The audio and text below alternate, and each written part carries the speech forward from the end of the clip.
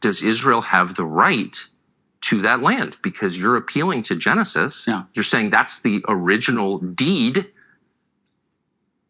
It would be fine if they took it all. But I don't think that's what we're talking about here today. What would be fine? Well, it's exactly what we're talking about today. But here's what I don't think you think it would be fine if the state of Israel took over all of Jordan? They don't want to take it over. They're not asking to take it over. But you're saying that the reason that Israel is legitimate, has this inherent right to exist, is in part because God gave it to his people. And I am going to the same Bible that you're referring to and noticing that that is a huge piece of land.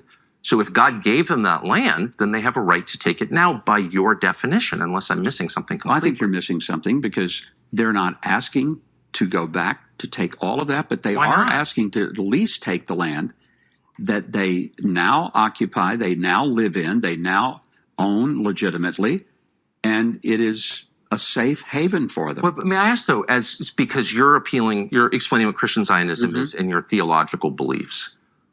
And you think you just said it would be fine with you if the state of Israel took all of Jordan, all of Syria, all of Lebanon.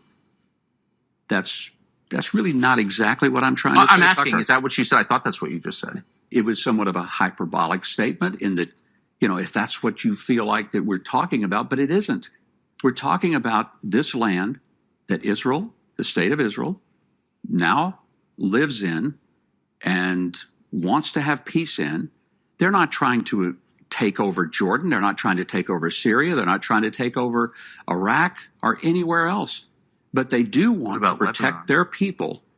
No, they're not trying to take over Lebanon. But you're saying that as a religious man, as a Christian Zionist, you agree with a lot of religious communities here in Israel that the justification for this country is theological. It's a contract between God and his people. And I'm telling you that that contract includes a tract of land that is much larger than the current nation state. So you may be a bigger Zionist than even the Jews are that live in Israel. I'm trying to understand the implications of your theology for geopolitics, because you're saying that the present government of Israel has a moral right to take over what are now other people's countries. No, I didn't say that. Then what are you saying? I'm simply saying that the people who live in Israel, I think, have a right to have security, have safety. They have a right to be able to live in this land that they have a connection to for 30 I told myself when I said a prayer that I would not get annoyed, but as someone who is, the father of daughters, when I see child molesters hiding in Israel and escaping American justice, I think I have a right to safety in my country too. So you can understand that I think most people feel they have a right to safety. I do think Israel has a right to safety, and I hope that for them, and I'm sincere. But I'm an American, and I have a right to safety in my country too. Of course you do. Agree? And I think so. But I just want to get to this point. If Israel were to say, God gave us in Genesis 15 all of Lebanon, all of Syria, all the way up to Iraq, would that be legitimate in your view? I don't think in this particular day and time they're asking for it. Would it be legitimate? I'm not sure that it would be. Why? Because you just said that God gave it to them. Because I think that there is an understanding that the people of Israel today, now if they end up getting attacked by all these places and they win that war and they take that land, then okay, that's a whole nother discussion. But you and I started out. We started talking about something simple: Christian Zionism. But it turns out it's not simple, because the core of Christian Zionism, you said, and I'm quoting you, is the understanding, the belief, the theological understanding that Jews have a moral and legal, we went through the legal, biblical, moral deriving from the biblical, from the promises in our Bible, which we share with the Jewish people, the first part of it, the Old Testament, that it derives from God's promise to the Jews. And so I have two questions. What are the borders of that? And who are those people in 2026? And you're not the first person I've asked, but you're the most reasonable, most gentle, most theologically informed person. So I'm really hoping for an answer. Yeah. The first question was the borders. I can't get an answer. Yeah. Those borders are. So I'm going to give up. But the second question is every bit as pressing, which is who are the people?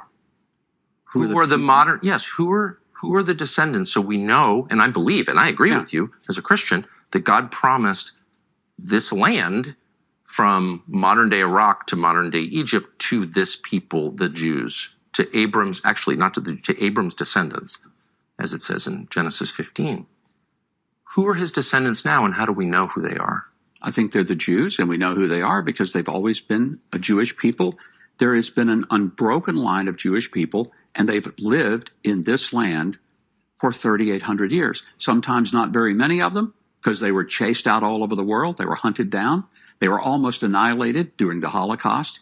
They came back. To this day, Tucker, they represent, you know how many Jews there are in the whole world? Please, No, I understand. But first of all, the greatest genocide of Jews no one ever mentions was by the Romans, where they were literally banned from Jerusalem for 500 years. Yeah, of course. And it's all awful. And I'm opposed to all of that. I'm opposed to mass killing of anybody, period. I'm opposed to hear you say that.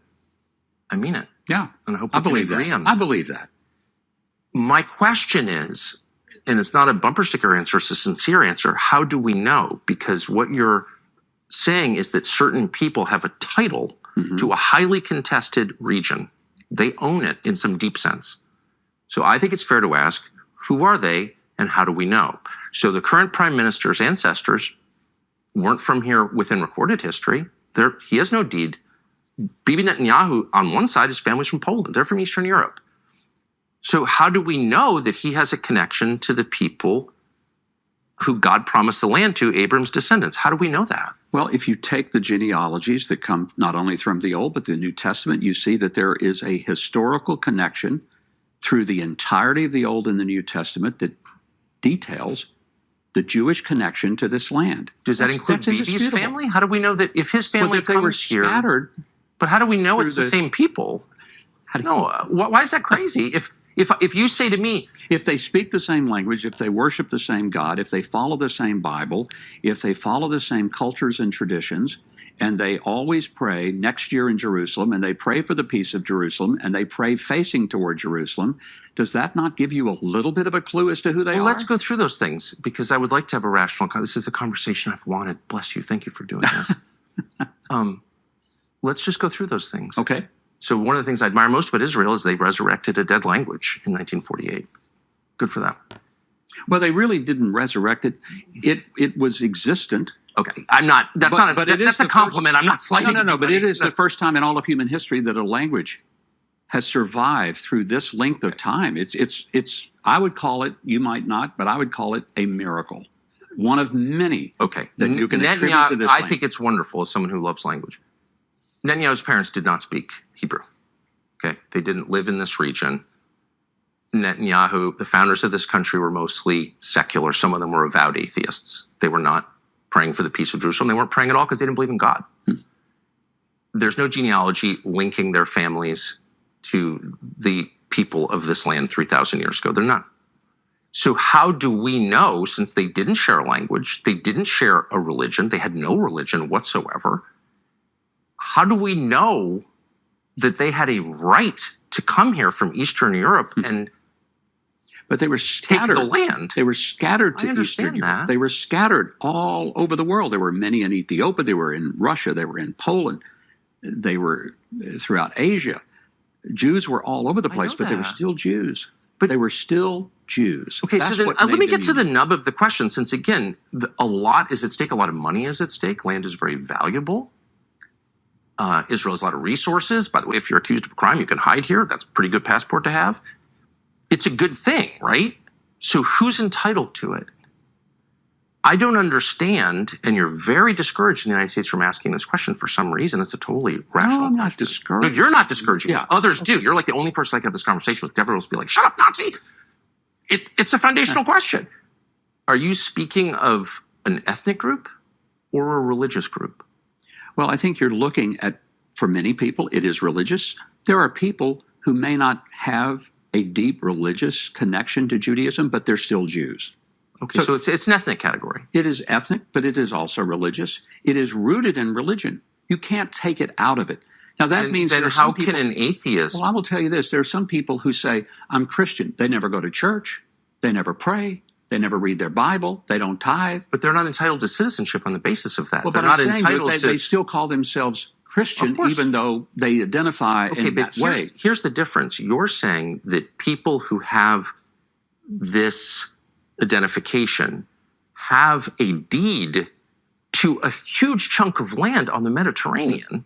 Okay, so there's, it's a right. You keep telling me it's a right, and so it's totally fair to say, if you come to my house and say, I've got the title to your house, I get to ask, may I see it? Where'd you get it?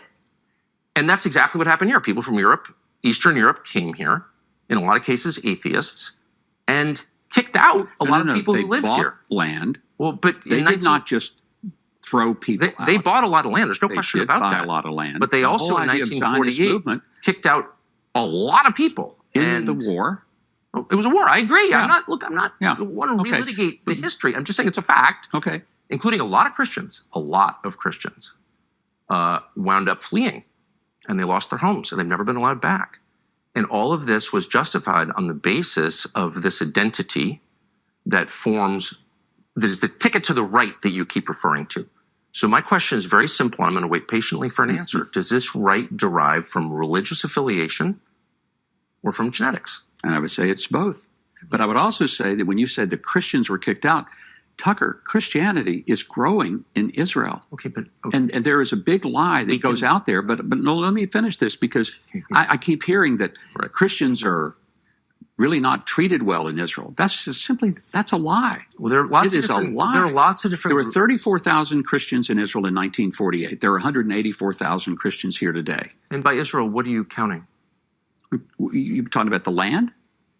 What territory are you counting? I'm counting about Israel proper? Or are you counting about Israel the West proper. Bank as well and Gaza? I mean, what do you, when you say Israel, those numbers apply to what landmass? It would be in Israel proper. Okay. There are 184,000. Now, I'll tell you where Christians are not doing very well. They're not doing very well in the Muslim-controlled countries. There's almost no Christians in Qatar, for example, except those who live in the Christian ghetto, who are the service workers. I'm sorry. Look, I don't want to argue with you. There are many more Christians in Qatar than there are in Israel. That's not true. It actually is true. And I refer you to Wikipedia, Mr. Ambassador. Wikipedia. I refer you to the government of Qatar, the government of Israel. These are knowable facts. I'm in Jordan, by the way. The numbers are down. In Syria, the numbers are down. In Lebanon, the numbers are down. I'm just telling you that about twice as many Christians. But they live in the enclave. They are not native Qataris. Okay, we're mixing so many different categories here. I'm just saying I get things wrong all the time. You've just gotten something wrong, and I think it's important to acknowledge it. There are many more Christians in Qatar than there are in Israel. Fact.